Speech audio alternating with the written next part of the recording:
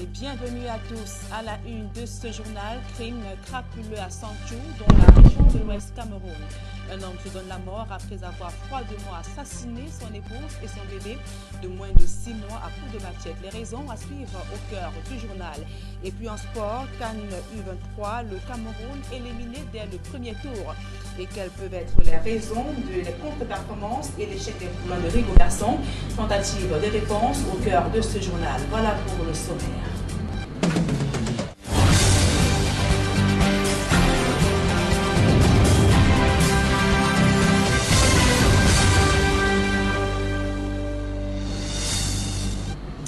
Mesdames, Messieurs, une fois encore, bonsoir et merci d'honorer ce rendez-vous de l'information sur Equinox Télévision. Je vous le disais en titre, c'est un drame qui défraie la chronique à Santhiou, dans la région de l'Ouest Cameroun. Un homme assassine son épouse, son bébé de moins de 6 mois, à coups de machette, puis se donne la mort. Jusqu'ici, les mobiles de son acte demeurent encore un mystère. Cette scène effroyable donc a donc scandalisé sa famille ainsi que ses proches. Le récit de l'éclair Sakem.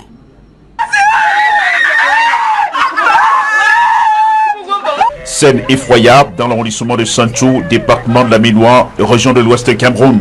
3 corps sans vie dans un domicile. Le père, la mère et leur nourrisson. Que s'est-il passé au domicile de Taguénan? Vendredi matin, il a envoyé les enfants à l'école.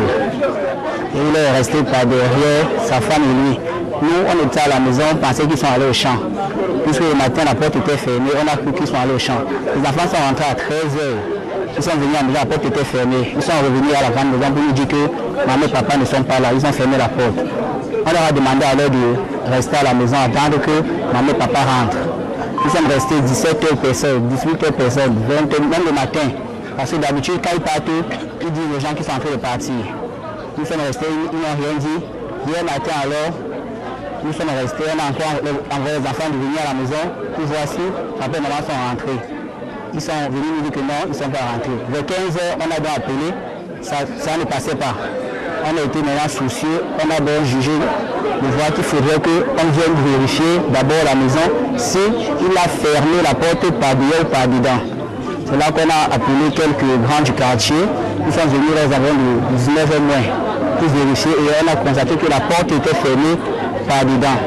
C'est là donc que nous sommes passés par la fenêtre.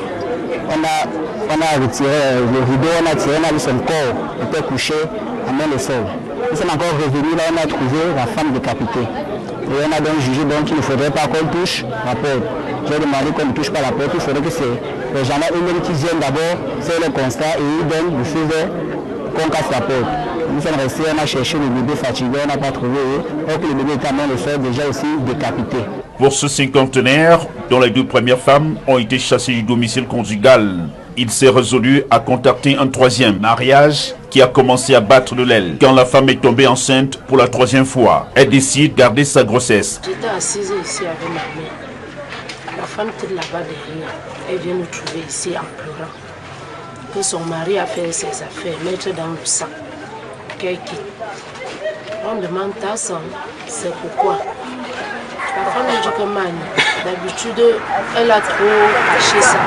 Un peu plus caché. Quand elle est enceinte, son mari lui demande d'avorter. Il dit, hé, donc c'est que présentement là où elle est enceinte. Je lui demande que ça fait combien de mois. Elle me dit que ça fait 3 mois. Elle n'a pas vu dire à son mari parce qu'elle avait peur qu'elle va l'amener à l'hôpital. Pourquoi on évacue ça?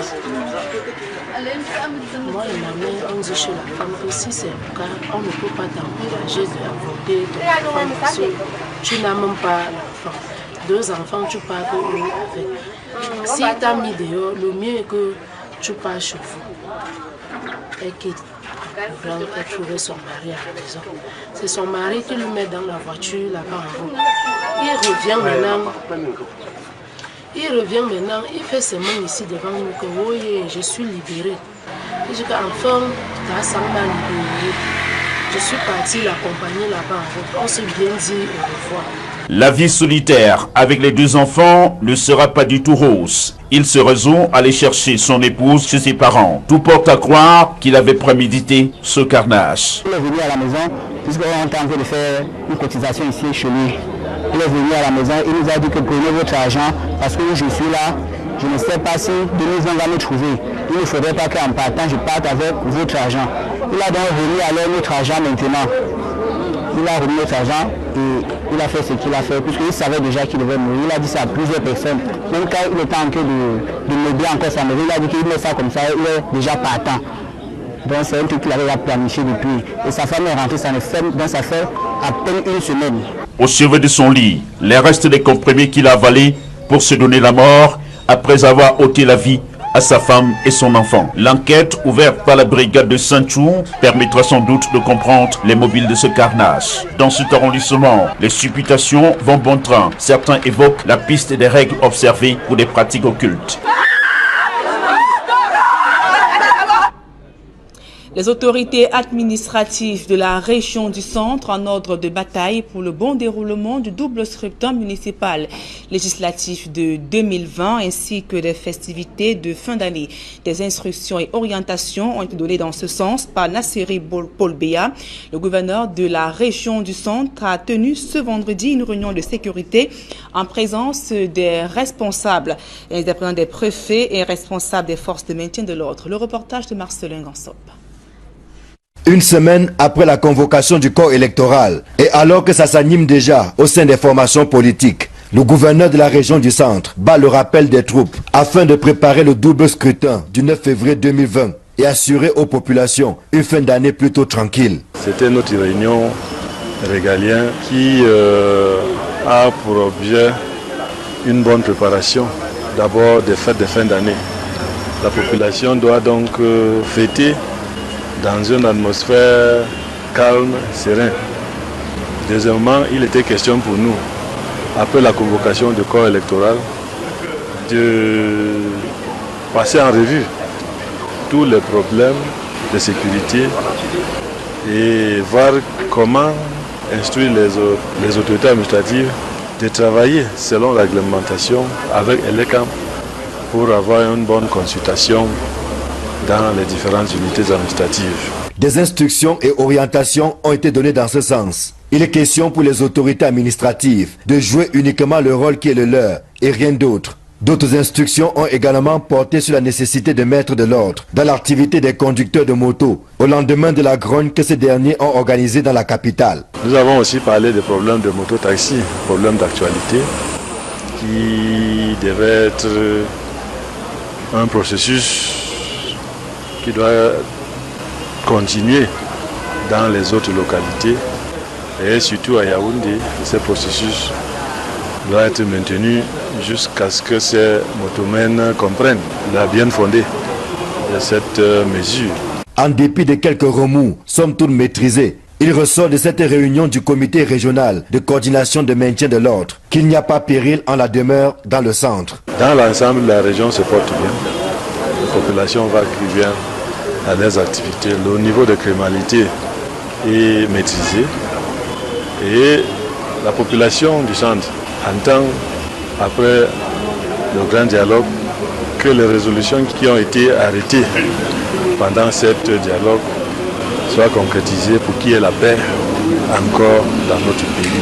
Une paix sans laquelle rien n'est possible et à laquelle le patron de la région du centre attache du prix. Et à l'approche de ce double scrutin municipal et législatif de 2020 au Cameroun, l'ECAM annonce des descentes sur le terrain dans les tout prochains jours. L'organe en charge des élections a tenu ce vendredi une session de plein droit afin de plancher sur le processus. Le compte rendu d'Emmanuel Diop et de Guizogo. Après la convocation du corps électoral pour les municipales et législatives, l'ECAM vient de tenir sa première session de plein droit à Yaoundé. L'organe en charge des élections met l'accent sur le respect des règles de droit dans le processus de ces scrutins. L'élection bien faite en respectant la procédure et les règles de droit donne le bon résultat. Cette assise s'est par ailleurs penchée sur l'harmonisation des vues entre les deux grands pôles de l'ECAM. Il sera question pour nous de définir les orientations nécessaires en vue qu'il y ait une harmonisation entre le conseil électoral et la direction générale. Après ces préalables, la priorité sera donnée au terrain où les listes électorales feront l'objet des attentions, alors même que l'opposition dénonce déjà certaines anomalies en leur sein. Dans les jours qui suivent, vous allez voir la descente des membres sur le terrain en vue de vérifier les listes provisoires qui sont sur le terrain, qui nécessitent des corrections. Il y aura des formations sur le terrain, autant d'éléments qui vont rentrer dans le processus électoral. Question incontournable, la crise dans le nord-ouest et le sud-ouest continue à interpeller, mais Elekam souligne que les communes et les départements sont sécurisés pour que les scrutins locaux s'y tiennent. Nous croyons que les communes et les départements sont sûrement sécurisés en ce moment et dans les jours qui suivent pour permettre aux gens de mouvoir sans difficulté. Soyez rassurés. Avec ces assises, Elekam affiche qu'il est bien entré dans le bain des municipales et législatives 2020. Et comment produire et diffuser des statistiques de qualité? Cette question était au centre d'une rencontre organisée par ONU Femmes et réunissant à la fois les producteurs, utilisateurs des données. Et le moins que l'on puisse dire, c'est qu'il y a encore du chemin à faire pour y parvenir à l'idéal recherché. Le compte rendu de Rodrigue Ngassier et de Marcelin Gansop. Production et diffusion des statistiques, qui plus est relative au genre. Voilà un défi qui se heurte à plusieurs difficultés au Cameroun. La principale difficulté pour produire les informations statistiques et respecter le calendrier de diffusion, c'est le problème financier. Parce que en termes de programmation, nous avons notre stratégie nationale de développement de la statistique, mais nous ne parvenons toujours pas à réaliser à bonne date.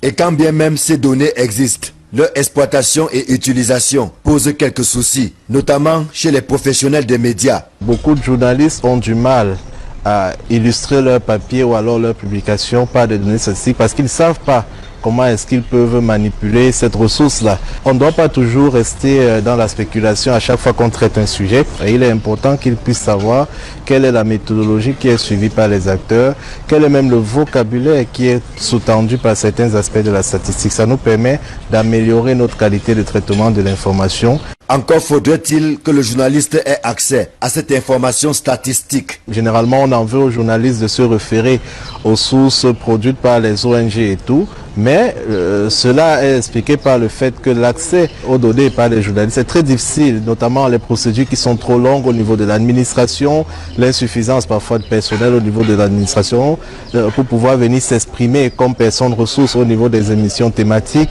C'est dire qu'il y a fort à faire pour améliorer la production et la diffusion des statistiques au Cameroun. Conscient des enjeux, ONU Femmes a joué sa partition en réunissant autour d'une même table aussi bien les producteurs que les utilisateurs des statistiques, avec un focus sur celles basées sur le genre. C'est d'essayer de faire un rapprochement et de faire un espace de dialogue entre les producteurs et les utilisateurs de données afin de promouvoir et de renforcer les capacités donc, de tous les partenaires du système statistique national pour répondre à cette forte demande de suivi et d'évaluation des agendas qui soient mondiaux, du style agenda 2030, agenda 2063 ou bien les agendas nationaux, notamment avec l'arrivée du nouveau plan de développement national. Après un diagnostic froid et sans complaisance de la part des différents acteurs, des propositions ont été faites en vue d'améliorer ce qui doit l'être. Au moment où le Cameroun se joint au reste du continent pour célébrer la journée africaine de la statistique. Et la question du financement de la donnée statistique est plus que d'actualité et interpelle divers acteurs. Des experts réunis dans la capitale ont reconnu que si des efforts ont été faits pour financer la production des données, des informations, beaucoup reste encore à faire. Écoutons donc à ce sujet les réactions du chef de la cellule de préparation du budget au ministère des Finances ainsi que celles du chef de la division de la coordination de l'INS au micro d'Equinox Télévision. Le financement de la statistique dans notre pays, naturellement au niveau du ministère des Finances, il est question d'apporter une subvention en fonctionnement pour l'Institut national de la statistique dans son déploiement. Et évidemment, toutes les administrations de l'État engagées dans le processus de budget programme ont confectionné des programmes budgétaires dans lesquels il existe des actions qui visent, dans le cadre de la chaîne PPBS, à renforcer leur système statistique interne. Parce que mettre en place le budget programme nécessite d'avoir des données fiables, d'avoir des informations fiables qui puissent renseigner la performance des programmes, qui puissent guider les opérationnels à choisir des actions et des interventions pertinentes. La question de financement intéresse beaucoup le système statistique national qui a pour principale mission de fournir l'information pour la prise des décisions et pour la formulation des politiques publiques. Nous pensons qu'il faudra d'abord une culture statistique. Cette prise de conscience aussi doit être reflétée dans les différents budgets parce qu'on ne doit pas demander la statistique alors qu'on n'a pas conçu des opérations en amont pour pouvoir satisfaire les différents besoins. Autre actualité au cœur de ce journal, un budget de 650 millions de francs CFA pour la commune de Cotin dans la Haute-Sanaga.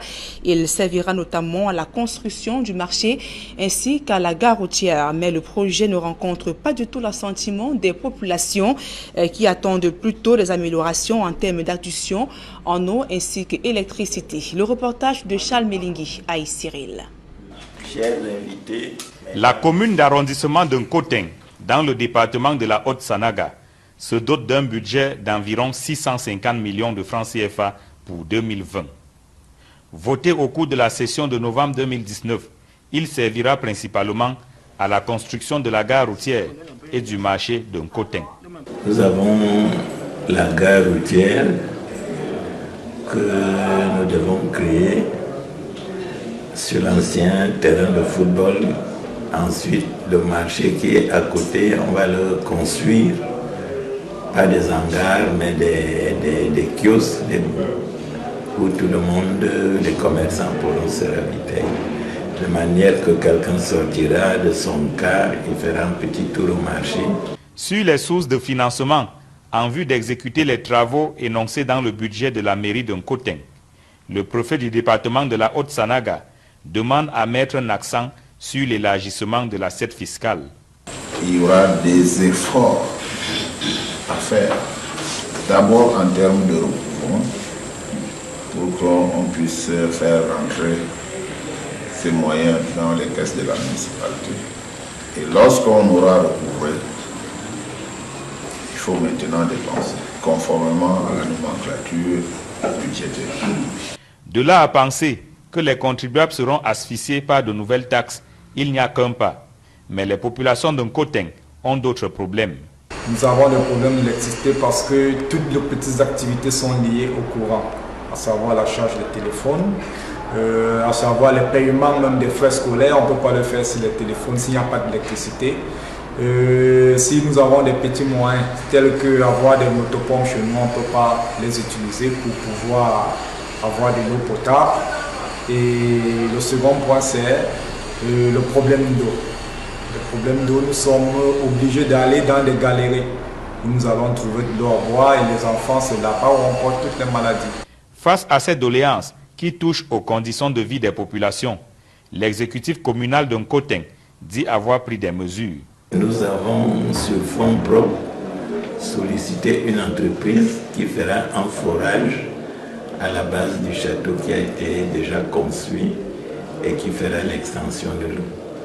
Le projet a déjà été approuvé et les montants alloués, le marché est passé. L'accès à l'eau potable est un problème en Nkoting, localité où les commerçantes continuent d'étaler la marchandise sur le sol, même si le maire reste préoccupé par l'amélioration de la qualité de certains axes routiers.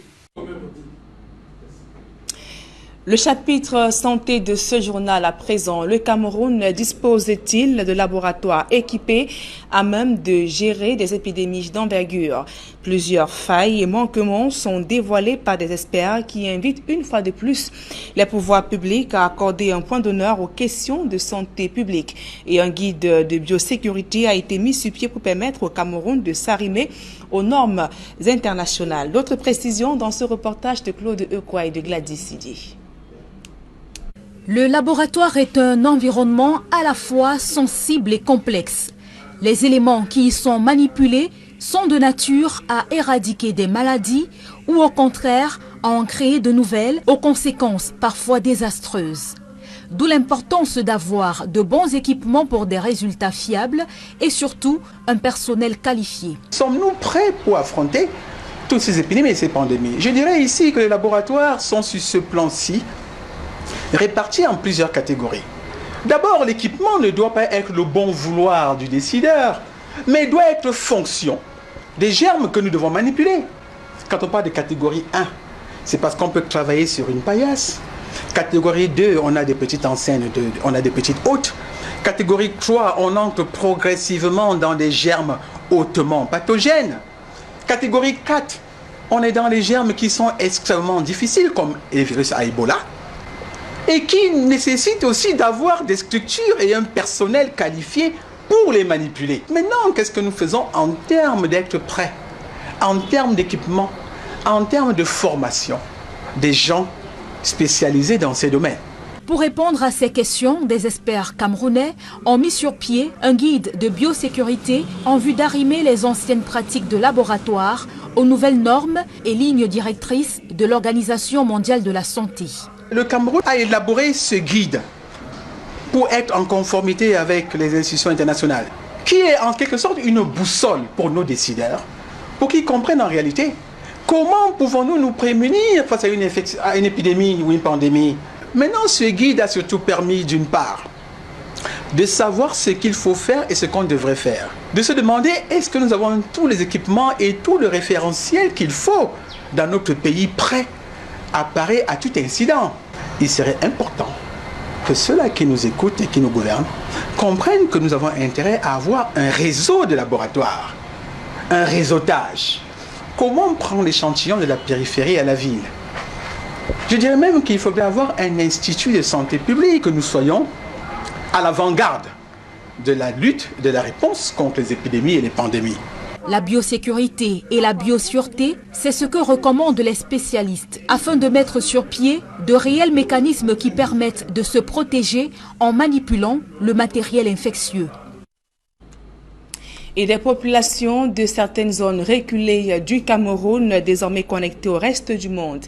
C'est à la faveur d'un projet accès à la télévision par satellite. Le don de la République populaire de Chine a été réceptionné par le ministre de la Communication. D'autres précisions dans ce reportage de Aïe Cyril et Élisée Borba. C'est un don sans contrepartie de la République populaire de Chine. L'accès à la télévision par satellite pour 300 villages au Cameroun.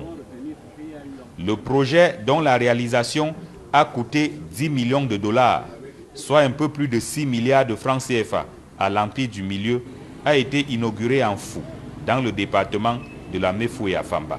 C'est un projet de coopération, c'est une lettre chinoise sans contrepartie. Beaucoup de villages sont éloignés des grandes villes, ils sont éloignés des nouvelles et des programmes télévisés. Alors, à travers ce projet, les populations de ces 300 villages peuvent avoir des nouvelles, des informations, des divertissements, des loisirs, des langues, beaucoup de choses. Et je pense que cela peut faciliter le contact avec l'extérieur de la population dans des régions éloignées. À travers ce projet, la Chine vient d'équiper 300 villages, environ 6000 foyers d'accès à la télévision numérique au Cameroun. Le quotidien des populations, dit-on, va changer, d'autant que des centaines de chaînes de télévision aux contenus diversifiés sont proposés pour une plus grande ouverture sur le monde. L'acte de rétrocession est signé par l'ambassadeur de Chine au Cameroun et le secrétaire général du MINCOM, représentant du ministre de la Communication. Les documents qui ont été signés à la fin de la cérémonie il y a un instant indiquent que ce projet est désormais la propriété du gouvernement camerounais, donc la propriété du Cameroun. La nature des programmes aujourd'hui qui sont servis à travers cette télévision, je vous ai parlé de plusieurs centaines, il ne s'agit pas de 5, 10, même 20 chaînes de télévision dans des domaines variés qui sont l'information pour le développement à travers des documentaires, le divertissement, et vous savez que cela est important également pour un être humain de pouvoir se divertir dans ces zones rurales où les solutions de divertissement ne sont pas légion, mais surtout l'éducation et la formation personnelle de tout un chacun.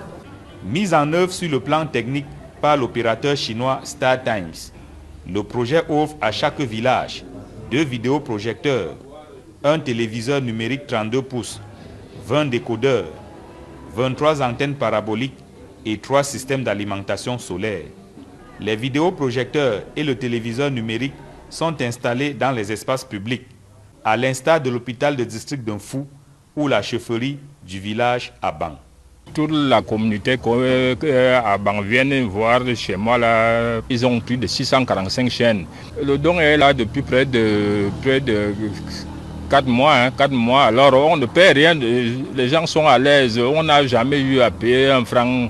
Donc depuis 4 mois, on visionne sans cesse, sans interruption. C'est le 4 décembre 2015, dans son discours d'ouverture du Forum Chine-Afrique à Johannesburg en Afrique du Sud, que le président chinois Xi Jinping a annoncé la mise sur pied d'un projet d'accès à la télévision par satellite pour 10 000 villages africains, dont 300 au Cameroun. Donc, les Lions indomptables du Cameroun s'envolent ce soir en direction de Kigali au Rwanda, où ils disputeront ce dimanche un match contre l'équipe de football du Rwanda. En début de matinée de ce vendredi, l'équipe nationale aura eu sa deuxième séance d'entraînement au stade annexe de la réunification de Bepanda. À présent, ce public reportage, un savon antiseptique conçu pour donner plus de clarté à la peau, le Netskin, largement utilisé dans d'autres villes du Cameroun, a été présenté à Yaoundé. Reportage. Des commandos verts, reconnaissables à leur uniforme, parcourent les rues de Yaoundé. Ils mènent une campagne de vulgarisation du Netskin, un savon antiseptique conçu pour maintenir la clarté de la peau. La saison sèche étant proche, on a décidé de mettre les petits plats dans les grands en mettant sur pied la campagne « Pas un pas sans Netskin ». Pas un pas sans Netskin, question de lutter contre l'eczéma, les problèmes de vieillissement de peau. Et c'est la raison pour laquelle on a décidé de ramener ce produit vers les consommateurs finaux, les boutiques du coin, Aladi, Mamiton. C'est ces boutiques-là qui sont en fait nos prescripteurs, les relais de notre message. C'est déjà la fin de la saison pluvieuse. Le soleil qui commence à apparaître annonce des menaces et agressions épidémiques sur la peau des Camerounais. Entre autres, eczéma de passage, acné, pellicule, démangeaisons de toutes sortes dues au réchauffement climatique qui fait planer des températures caniculaires. Le savon Netskin est la solution pour surmonter l'effet nocif des rayons ultraviolets sur la peau. C'est la solution 2.0 aux différents problèmes de peau. Notre cible principale, notre cœur de cible, c'est la femme. Celles-là qui ont ces problèmes de... Elles ne veulent pas décaper enfin leur peau, elles ne veulent pas faire le njansan comme ça se dit trivialement. Elles veulent garder leur éclat naturel, elles veulent garder leur épiderme tout à fait naturel. La solution est là, la solution est simple. C'est avec Netskin que ça se passe. Les commandos verts font du porte-à-porte. Ils abordent tout le monde dans la rue. La tactique est gagnante, puisqu'en un laps de temps, le Netskin, qui a déjà fait ses preuves dans d'autres villes, est bien accueilli à Yaoundé. Le savon Netskin, c'est un très bon savon. Je le dis parce que moi, j'ai utilisé plusieurs savons antiseptiques, mais avec Netskin, c'est la classe. Pour savoir la bonne qualité de savon, prenez le savon, grattez un peu, vous regardez le doigt, c'est blanc. Je sors du marché, mes mains sont sales, mais le savon est bien blanc, alors que la couleur est bleu marine. Donc, merci. Spécialement conçu pour la peau, le Netskin se distingue par son efficacité. Un véritable produit de beauté dont les propriétés antiseptiques constituent une arme contre les maladies de la peau, surtout chez les femmes. Tout ce que je peux dire aux femmes de Yaoundé, c'est de venir chercher leur savon Netskin car la saison sèche approche. Parce qu'avec Netskin, la peau ne sèche pas et ne blanchit pas. Aussi connu pour ses actifs bio, débarrassé de toute trace de mercure, avec l'acidité pH maîtrisée, le savon Netskin n'est pas décapant. Il redonne tout simplement à la peau son éclat naturel. Fin de cette édition d'information, mesdames et messieurs, merci de l'avoir suivi. Dans un instant, le débrief du journal avec Serge Alain Otto et ses invités sur le plateau d'Equinox Soir. Serge Alain. Bon, voilà Nadine, il sera essentiellement question dans Equinox Soir, deuxième partie, de ce don de l'Empire du Milieu. 300 villages camerounais qui auront bientôt accès à la télévision par satellite. Nadine. Bonne soirée à vous. Rendez-vous vendredi 20h, c'est ça? Exactement, Serge Alain. Bonne soirée. Et bon week-end à vous, Nadine Yabo. Merci, meilleur à vous, Serge Alain. Voilà, madame, monsieur, dans un instant, la suite, Equinox Soir.